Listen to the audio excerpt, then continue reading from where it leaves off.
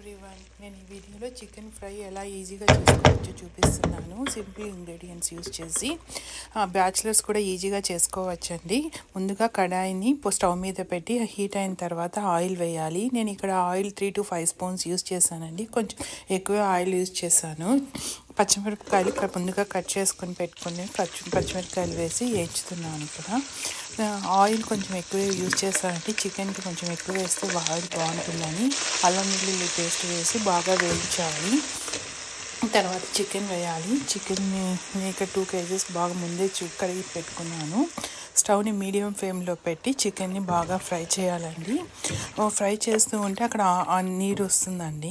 తర్వాత పసుపు వేయాలి. పసుపు వేసి నేను ఇక్కడ 1/2 స్పూన్ పసుపు యూజ్ చేశాను. నేను 2 kgs చికెన్కి బాగా కలపాలండి.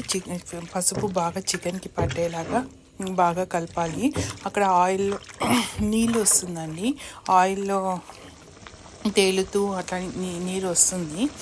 బాగా వేయించినాక కొంచెం బాగా వేగేటప్పుడు చూసారంటే ఇక్కడ చికెన్లో మీకు ఆయిల్ నీరు బాగా కనిపిస్తుంది. తర్వాత సాల్ట్ వేయాలి. నేను ఇక్కడ క్రిస్టల్ సాల్ట్ యూజ్ చేశానండి.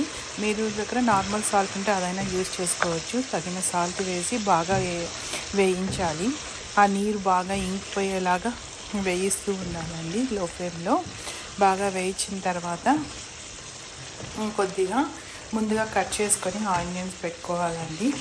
ఆనియన్స్ ఇక్కడ వేస్తున్నాను. ఒక కప్ నేను 2 పెద్ద ఆనియన్స్ యూజ్ చేసి కట్ చేశాను. ఆనియన్స్ వేసి బాగా కలపాలండి. చికెన్లో బాగా కలిపిన తర్వాత టమోటా వేయాలి. టమోటాలు కూడా కట్ చేసుకుని టమోటాలు వేసి బాగా కలపాలి చికెన్లో. తర్వాత మూత పెట్టి స్టవ్ మీద లో ఫ్లేమ్లో ఉడికించాలి. తర్వాత మూత తీస్తూ వేయిస్తూ మూత పెడుతూ తీస్తూ వేయిస్తూ ఉండాలండి. అది బాగా చికెన్కి ఫ్లేవర్ బాగా పడుతుందండి, టమోటా ఫ్లేవరు. తర్వాత అది బాగా చికెన్ బాయిల్ అయిన తర్వాత కొంచెము ఇక్కడ 2 స్పూన్ల ధనియాల పొడి, 4 స్పూన్ల కారం పొడి, 1.5 స్పూను జీరా పౌడరు వేసి బాగా కలుపుతున్నానండి.